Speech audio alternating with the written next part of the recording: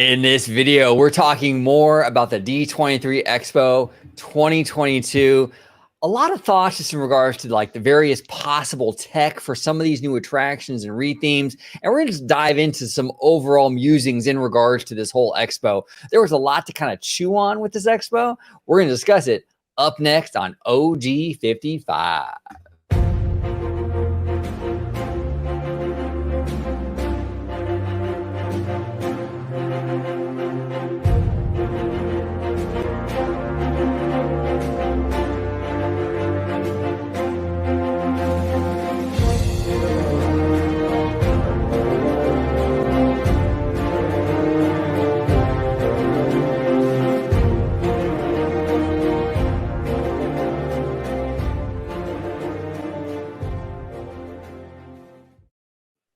Welcome back to another episode of OG 55. We got Vash Guy on location talking some D23 Expo. Vash Guy, Dre, brother, thank you so much for coming on, dude. Really do appreciate it. If you can let everybody home know where they can find you on social media, sir. Well, the best place to find me is going to be at Vash Guy. Should be down below. There it is. Yep, profile image there, right there. At Vash Guy. Just go ahead and type it in the Twitter, and you can go ahead and follow me there. We broke over 1,000, so we're gonna have some details on that. Probably with the last 5 minutes of the show. You think OG? I think that'd be most appropriate to go over details about that giveaway. Absolutely. At the tail end of the show, we're going to talk about that giveaway. Mr. Vash Guy did hit 1K on Twitter, and we're going to do that giveaway as promised.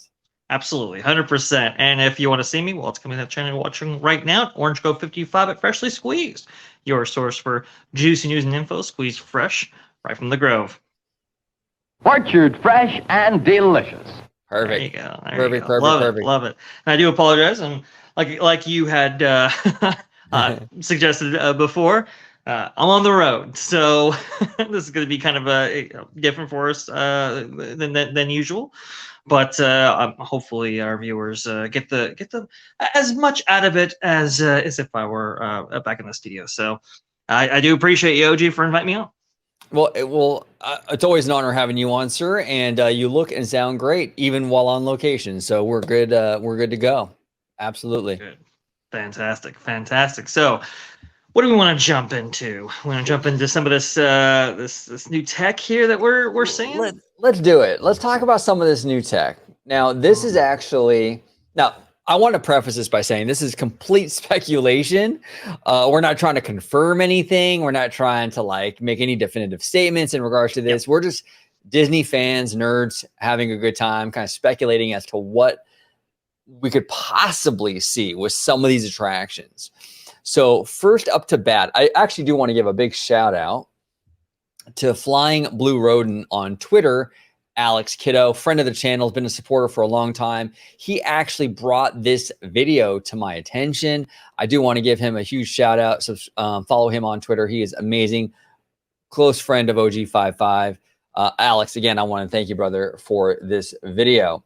So this video is some tech. I guess it's a European, I guess it says here it's SimWorks AGV dark ride testing, exclusive European coaster club visit September 2022. So this is some new kind of like ride tech that was showcased at this European coaster club just a few weeks ago. I mean, this is a very recent video, September 4th.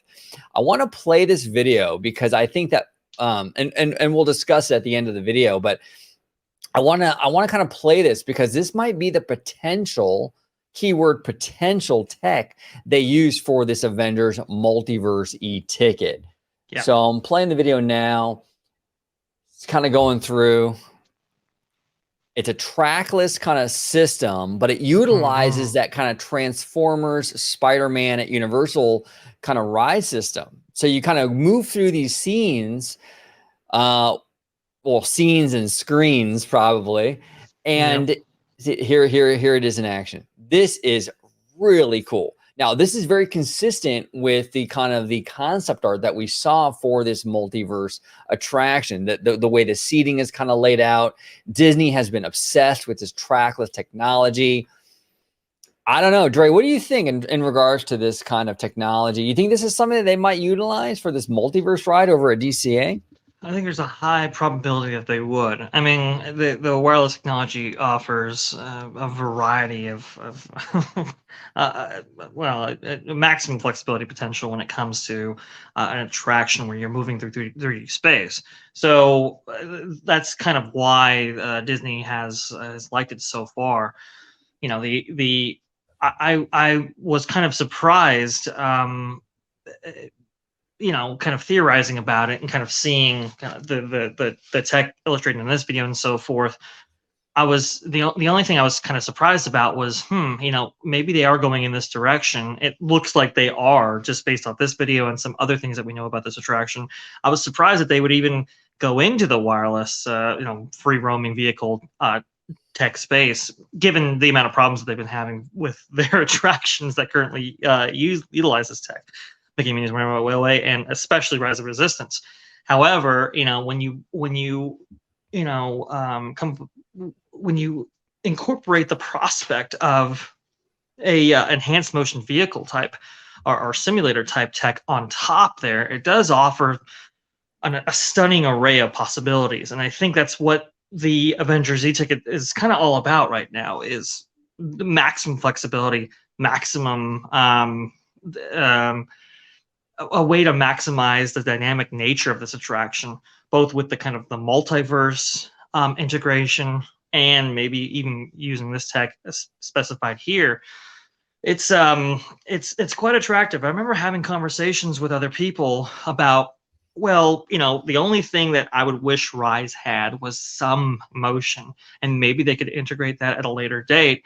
Well, it looks like that tech is here. You do have this kind of V2, let's say, of the, like you said, the Spider-Man or Tron, I'm sorry, Transformers type technology. And that's really, really cool. The only other caveat to all of this is space, really. As you know, the space behind, what is it, Carsland and Avengers Campus, I think I was hearing that it was only like 2 acres. Which I guess Jim Scholl and some others were saying, well, that's big enough for an Indiana Jones type attraction, and that's true. However, historically, these kind of free-ranging, vehicle attractions like Mickey Minnie's Runaway Railway and Rise of Resistance have utilized far bigger spaces. It's going to be kind of interesting to see if they end up going with this tech and what changes that they might implement in order to maximize the space available. Yeah, and one of the benefits actually of California as opposed to like Orlando is that, and I think Josh Homney mentioned this on Twitter, and I think he's 100% correct on this, is that we have the blessing of depth. You know, Walt Disney World is a swamp, and you can't really go underground, or like, you know, you can't go deeper. And at Disneyland, if they wanted to build an attraction like this, they can build 3 or 4 stories of it underground, you know, just fine. Right. To kind of offset that lack of, like, you know, maybe like space. They can go deeper underground. Mm-hmm. Yeah, exactly. And kind of go that way where it's more like an underground skyscraper almost. And maybe they can go that route. But you're right. It is a little tight in there. The Imagineers are going to have to get a little creative in regards to how they kind of, address that. Yeah, based on the concept art from that multiverse attraction, it looks an awful lot like this. I would be surprised if it wasn't something similar. I really, really would. I think so. And I think if you it's interesting, if I'm thinking back correctly on that art, featuring the new Avengers e-ticket, let's say Avengers e-ticket 2.0, let's say, right, that we had revealed at the D23 Expo Parks panel. It was kind of at an angle, and so like I'm not, it doesn't mean that we should take too much from it, right? But it looked like it was pivoted, or kind of like its vehicle relation to the camera, right? It looked like it was kind of manipulated in a way where it could move. So that kind of leads me to let's say it leads me to think that there's going to be some motion uh, taking place for this vehicle. Now, it could be this motion could be implemented in a few ways. It could be with that vehicle that you just showed in that video, which I think is most likely. But you could even have like motion bases where each vehicle actually goes onto a motion base, gets locked down, and then something happens, and then you move from one motion base to the other. Like you said, I think it is going to be several stories. I think it has to be right in order to best maximize that footprint that they have available. Which could be cool as well. I mean, I know Transformers utilizes an elevator. Rise of Resistance, as we know, utilizes an elevator, both in very unique and interesting ways. So that could be incorporated into the design of this attraction. It could actually be a thrilling thing, depending on how they implement it. So there's definitely a lot of, let's say, potential with this. And if they can incorporate motion, I think that's going to be a real plus. The only thing that I've ever said that Rise is lacking is just that kind of that kind of kinetic energy that you get from like an Indiana Jones adventure with that motion incorporated. So if they can do that and the wandering aspect, and maybe you interact with what's likely to be screen-based technology, if you can interact with the characters on screen and so forth, and maybe that dumps you into another portion of this attraction than, let's say, others behind you or in front of you. I think it's all of those things that could be a really top tier attraction and could really set Disney up for success when you're looking at the various attractions available to guests in the States. Yeah, 100%. I'm very curious. I'm very curious about this Avengers Multiverse. I think that they're going to utilize something like this. Might not be exact, but I think this is kind of like the direction they're kind of going in. Right. It'll be very screen heavy. There'll probably be some physical effects in there, but for the most part, with the multiverse, you're going to have to be screen heavy, and Disney wants that. Whenever you have screens, I know a lot of fans don't like that idea of having screens.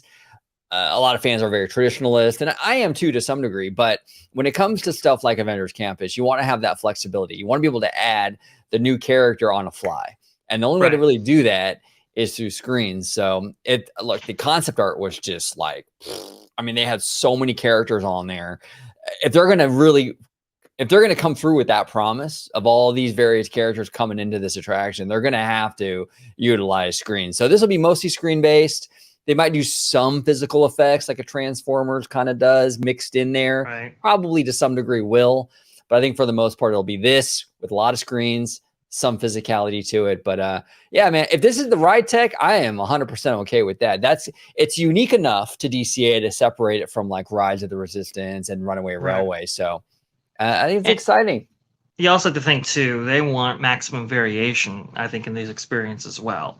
It's going to be difficult to incorporate every single Marvel character, both villain and hero, into one attraction journey, right?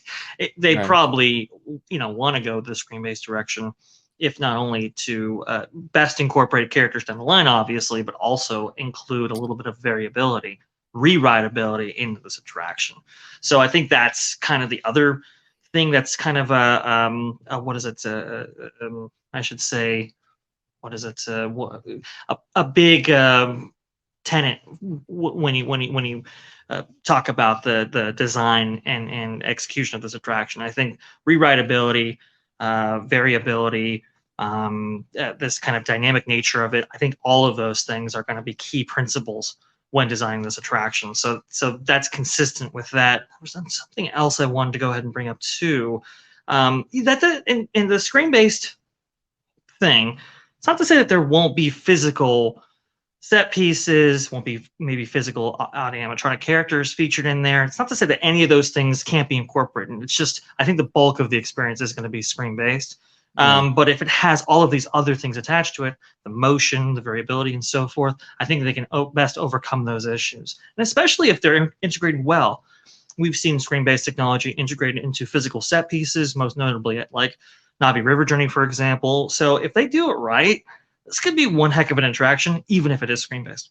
100%, 100%. Now, one more tech thing I want to kind of bring up, and again, this is all possibility. We're just kind of nerding out, Sure. kind of discussing the possibilities here. None of this is like confirmed or anything like that. No. We're just kind of going down this rabbit hole and kind of talking about it. But our friend over at DSNY posted this great video. Mm-hmm. And he says here, give me 1 second, make sure I give the man some credit. Okay, so he's saying here is a glimpse at what seems to be Tokyo Disney Sea's Peter Pan / Neverland attraction within Fantasy Springs. Obviously not confirmed, but it does match the dynamic 3D imagery of the characters from the description. We can see here, it's like projection mapping, but with a level of depth I've never seen before when it comes to projections. You're almost taking the animatronic kind of element and kind of smushing it, combining it with projections, and you kind of get this. This has a lot of depth to it. This looks like a real physical thing.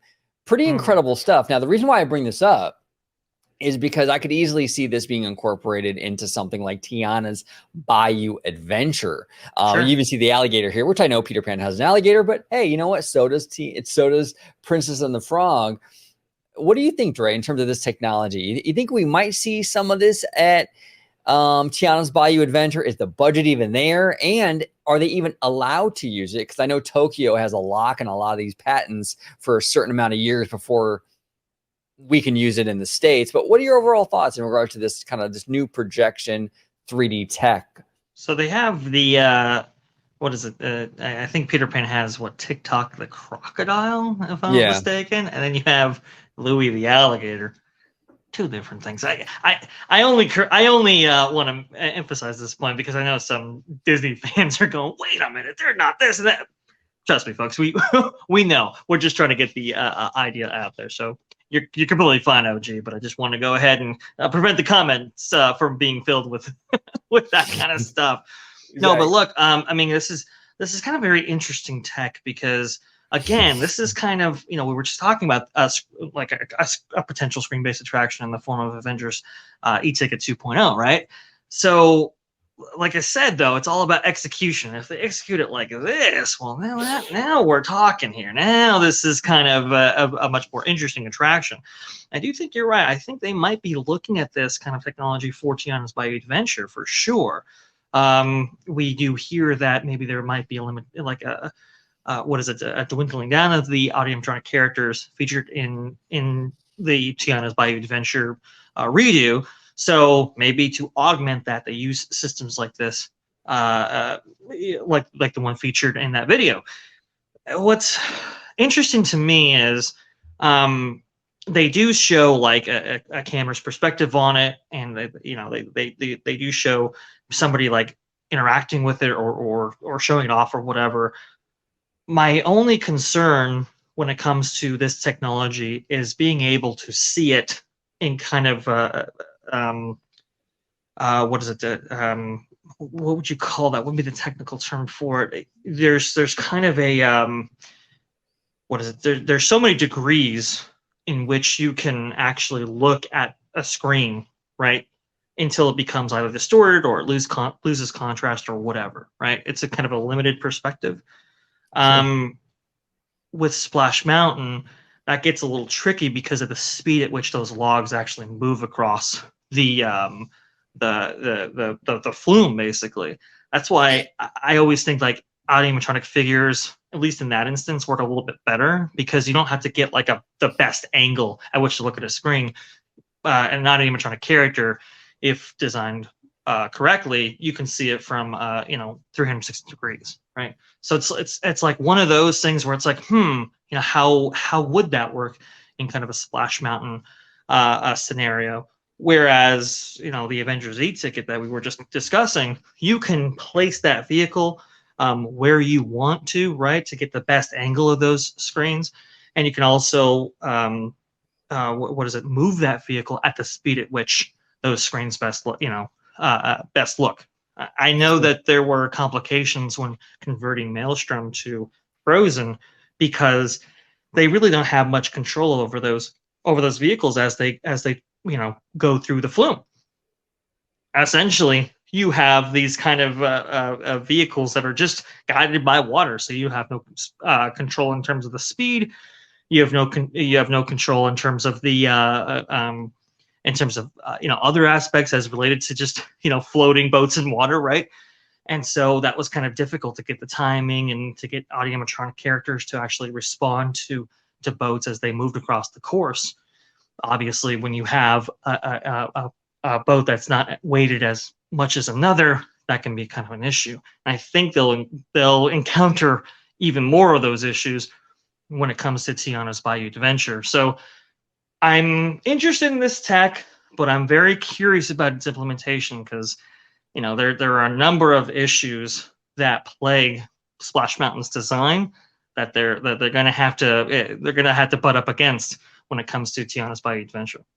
Yeah, no, 100%. 100%. There are definitely logistical issues when it comes to stuff like this with Tiana's, because you're going through, like you said, you're going through the scenes and your sight line isn't as controlled as something like you mentioned with that possible Avengers tech, where they can control which way you're looking. Well, when you're on a log just floating through the mountain, you can look around, you can do whatever, and they don't have that same control. And when you're dealing with screens, that might be a problem, that might be a huge problem. So Imagineers might have to get kind of creative in regards to where to place certain physical props, trees, things like that, to sort of prevent that. Yes. But that's all in the design and the execution. We'll see how well that's handled, if they even use this tech. I don't even know. I would love it. I mean, I really do like this. It looks like almost, like I said before, like a mixing of animatronics with projections. It feels like an animatronic. It feels like like animated characters coming to life, but yet it's just a project. It's just a screen. It's fascinating. The level of depth in this is absolutely insane. So we'll see how that kind of pans out. But also, too, you referenced how Tokyo has a 5-year exclusive contract for some technologies. Yeah. What I understand, that those 5-year arrangements are only limited to the attraction concepts themselves and not the technology featured within. Ooh. From what I understand, that's how that goes. Now, there could be some limitations on this. I'm not saying that there's not, but typically that's how things have happened in the past. Honestly, it really just comes down to, if Tokyo pays for something, doesn't quite mean that Disney's going to pay for something. That's kind of how that works out usually. But with this kind of tech, I think there's a pretty good possibility that, especially with Sharita Carter, having worked on screen-based attractions before, projection effects in Indiana Adventure, Mickey and Minnie's Runaway Railway, obviously, I think she would definitely be somebody looking towards this kind of technology and seeing how it can best be integrated into Tiana's Bayou Adventure. Certainly better than maybe the what is it, the Bayou Mists, perhaps? Yeah, right. Not so good. I think people would be much more interested in seeing something like this. So we'll see. We'll see. 100%. 100%. Now, last time I had you on, we talked for like an hour about the expo, and it was kind of fresh. Right. I think all the information kind of dropped like an hour before, and you were driving to California, so you were on the phone. So you've had some time now. You had a few days to kind of like decompress and sort of like look at all the stuff and kind of form more fleshed out opinions on everything. Anything you want to kind of discuss in regard to the expo, or anything on your mind that maybe you want to flesh out, or stuff you weren't able to discuss the last time? Yeah, there's a couple of things that I want to go ahead and mention that I thought were quite interesting. We obviously can't get through all of them today. We'll have further discussions about expanding thoughts about the expo in subsequent videos, I am sure. But for today, I wanted to definitely talk about a few things. Some of the glaring omissions that were part of the expo. Now, look, Tomorrowland. Again, I always thought that was kind of a long shot, just given how much money would they'd have to invest in something like that, especially now. I was just like, I'm not sure. People Mover maybe, but Tomorrowland, all those kind of things. Turns out we didn't get any of that to speak of, which I was kind of fine with. But unfortunately, and this really speaks to a larger issue as it relates to this expo, because remember, the D23 Expo was originally going to take place in 2021. Right. taking place in 2022, that's an extra year of rumors to come out, announcements to be made, expectations to be built. And so I think that's why a lot of people were focusing on this expo and pretty much putting all their eggs in this basket, because it had been so long since the previous expo, and a lot of those things had built up over time. So that's kind of, I think that's where this perception of, well, this is the worst expo ever is coming from, not necessarily based on the content featured therein, but some of these outside factors that played a role in people's perceptions on this expo and how well it was executed. So that's kind of the thing that's most important to bring out. It's, a lot of people saying, well, it's the worst expo of all time. And it's like, wait a minute, have you ever gone to a previous expo before? They weren't exactly bangers, every single one of them. No. I understand 2015, 2017, they had quite a bit of stuff, but that's not necessarily the case for any of these expos, to be honest, right? I think, what is it? I think you brought it up before, right? I think in 2019, I think what was it, like Magic happens, and right. Some really vague Avengers Campus art that was like showed next to nothing. And 2017 was Pixar Pier. That was a biggie. All right. Mm-hmm. That was a biggie. At least for the Disneyland Resort, yeah, exactly. It wasn't that big. Whereas this expo, you had quite a bit of things for the Disneyland Resort. And I think another thing too that's contributing to this perception about how well this expo was. Also, it's, let's be honest, Walt Disney World didn't get that much. No. And because Walt Disney World's one of the, it dominates the theme park discussion online, right? Is Twitter, let's say, that gets wrapped into that too. I think a lot of people were expecting something for Walt Disney World, and really nothing was much mentioned outside of those spectaculars, which I think is another thing worth talking about, right? They debut all these spectaculars, spend millions, hundreds of millions of dollars developing each one, and now they're going away. We just recently heard that Kite Tales was going away. Sadly, the best Disney entertainment performance ever to take any stage on Disney property. Unfortunately, that's going away. It's a crying shame. Rip. But also too, you had Disney Enchantment, which obviously has been heavily criticized, right? Now going to be replaced with a version of Happily Ever After or something like that. I guess people are kind of going back and forth on that. And then Harmonious. I mean, Harmonious was, how long was that in development? For years and years and years and years and years. And really it was taken down by, I think, the inability to move those barges. Originally, those barges were supposed to be moved. They had actually cleared out land for a dry dock. Now they sit in the what is it, in the World Showcase Lagoon there, as somebody like George would say, balls to the walls. You got to give it to him, right? I think he would say as a floating excrement, right? Sitting out there. And honestly, that's kind of how people perceive it. And so the perception of Harmonious would always be dragged down by that, right? Nobody, I think, would, nobody would be necessarily satiated by the show if they knew that they had to deal with these these ruined sight lines for the majority of their day. So it's not great, and them saying that they're going to be replacing all of these is kind of an admission that maybe these things weren't perceived too well. So I thought that was interesting.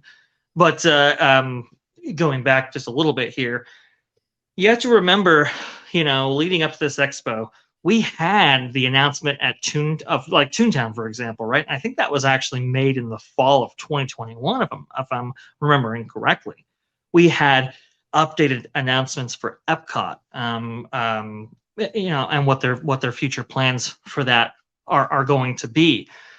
We had a range of announcements, unorthodox in how they were presented to us. We all thought that they would hang on to those at least until the expo, but because of some of those timelines, I think they felt compelled to bring those out before those projects actually took place. And because of that, they kind of left themselves without much to really announce. And so things that would have otherwise been new had they announced them in 2021 weren't necessarily that new as they updated people in 2022. So I think that's a lot. That's what's kind of going into it. There were some omissions. Mary Poppins. I don't, from what I understand, that attraction wasn't going to be that much money. I mean, it wasn't going to be that grand, but many people were looking forward to it. To not have something like that announced at the expo, the treehouse, what's gonna go on with the treehouse. Like I said previously, Tomorrowland. It's like all of those things is kind of, they just add up, they compound, and I think it's amounted to a perception where, this expo was a little bit disappointing. Yeah, as a Disneyland kind of centric person, and I've said it in many videos, I've never been a huge fan of the expo because it usually focuses on Disney World almost every single year. I mean, almost every single year. I mean, yeah, we got a big announcement in 2015 for Star Wars Land, but that was only because, well, Florida was getting it too. So, and then the next expo, we got Pixar Pier, which was garbage for most people. And I wasn't super hyped over that. And 2019, we got some really vague art for Avengers Campus with Magic Happens. Not a big deal. So when this one came around, and at Disneyland at Anaheim was actually getting stuff. We were getting some confirmation on the Avengers e-ticket. We got a new fireworks show at Disneyland. We got a new World of Color over at California Adventure. We got the Robo exoskeleton walk around Hulk at Avengers Campus. We got a retheme of Pacific Wharf to Big Hero 6. I'm like, this is a lot more than we usually get at these expos. So when I see a lot of people like going, oh, this is the worst expo ever. Well, maybe for Walt Disney World, who their fans are accustomed to getting everything at every expo. Right. For a Disneylander like me, I was a happy OG. I was like, this is pretty decent for us. I mean, yeah, I will admit the Florida stuff was not great. It was all blue sky. Maybe we'll do this. Maybe. I get that. At the same time, though, I do think Florida fans need to understand you're just coming off of your 50th. There was a huge amount of money to pour into your 50th. You got 2 e-tickets. You're getting Tron in the spring of next year, and you just got Cosmic Rewind. They're redoing Epcot. There's a lot of investment, like that's not even completed yet for Florida. Yeah. It kind of makes sense for Disney to kind of take their foot off the gas a little bit and go, okay, we're going to focus on Anaheim. I don't know. Yeah. It makes sense to me a little bit, you know what I'm saying? But, well, especially to the lead up to the 100th anniversary, right? And I think they're still working out ideas for Walt Disney World, as they basically illustrated at the tail end of that panel, right? With the what if segment or whatever. That's not to say that nothing's coming to Walt Disney World ever. It's just they're just not ready to debut at that point. And some people saying they were focus grouping the audience as it relates to those potential additions, right? Some people were saying that was the lead up to response to Epic Universe. If they had to go down that route. One can speculate on a lot of this stuff, but I do agree. In the lead up to the 100th anniversary, they want to make it Disneyland centric. And I think it makes sense that the bulk of these announcements would kind of be Disneyland focused. But again, we'll see. I think there's a range of different areas, or I should say timelines, that they could debut or announce other things. I don't think this is necessarily the end. This is just the first round. So we'll see. We'll figure this out. Now, I know we have a hard out, and we should probably give details about this giveaway that we've been hyping so much. Now that we finally hit that 1,000 follower mark, OG, why don't you go ahead and take it away? Okay, so we've been talking about we want to get Vash to 1,000 followers on Twitter, and then we'll have a big giveaway. When that happens, and will it happen? Dre hit 1,000 followers, so we're going to celebrate. So what we're going to do the giveaway as promised, and what we'll do to basically there has to be some kind of way that we can sort of facilitate this, where we can pick a person and send the gift out. So what we'll do is on Sunday night we're going to be doing that OG 55 6-year anniversary live stream on Sunday night with George, right? So what we're going to do is on that live stream, we're going to have a few questions, some trivia, and whoever gets the majority of those questions correct, we'll send them an OG 55, either an OG 55 t-shirt or OG 55 hat. That's completely up to you. You'll be able to decide. But basically, we're going to give you some OG 55 swag if you get all the trivia questions right on our live show on Sunday. We thought it'd be a lot of fun. It's a nice little giveaway to celebrate both Vash hitting 1,000 and also just the channel hitting 6 years. I think it's going to be a lot of fun. Absolutely. I think it's going to be a great deal of fun. And I think our viewers would most appreciate that, right? I mean, it's, we have some loyal viewers who just who've supported us and have just an amazing variety of ways. And I think this is a cool way to give back, for achieving something like the 1,000 follower count. Yes. For me, which thank you very much for that, but also too for supporting us throughout this, the 6 years of the channel. I think that's really remarkable. So a great way to integrate both. And like OG said, it's going to be this upcoming Sunday live stream with George, and I'm trying to make it myself, but I'm pretty confident that I will. But just putting it out there that if I don't, it might be because I'm traveling back, ironically enough. But I think there's enough leeway there. We'll all be joining as well. And I think it's going to be a great time. I think it really worked out the last time we did this with the popcorn bucket, for example. I think this is a great way to go going forward. Yeah, no, 100%. And we'll work it out, Dre. And that's why I'm not going to give times or anything. Like, sure. We want you there. So if we have to record it and release it, we'll do it that way instead of doing it live. Whatever it takes. So that, like you said, you're traveling and stuff, but I do want to accommodate you. So I'm not going to give any 100% locked in details for Sunday. It might be recorded. It might be live. It kind of depends. It's fluid because of the situation where he, like Dre said, he's traveling. So I'm not going to make any promises like, exact times or anything like that. And it might be a recorded thing because we have to, because he might not be, he might not be able to do a live, so we'll work all that out and I'll keep you updated along the way before Sunday, but the giveaway is going to happen. And I think it'd be really, really fun. We'll get some trivia questions and kind of go from there. And, the next stop, Dre, is 2,000.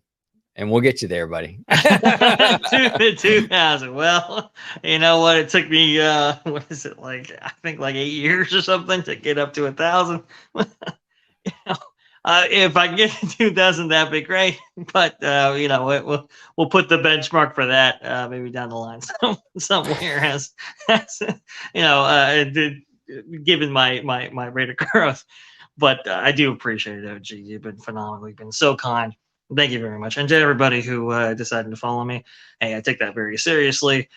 I tend not to spam like some other Twitter users out there. I tend to really keep it focused on the parks and so forth, and then really keep viewers informed with my thoughts as they evolve over time. So thank you very much. I think you'll be pleased you followed. So.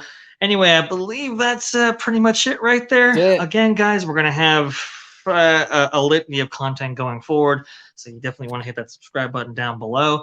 If you have any comments on any of these things, we would absolutely love to hear them. And who knows? We view the content, we view the comments quite regularly. Hey, maybe whatever you bring to light is the discussion for our next video. So please go ahead and comment below. Give this video a like.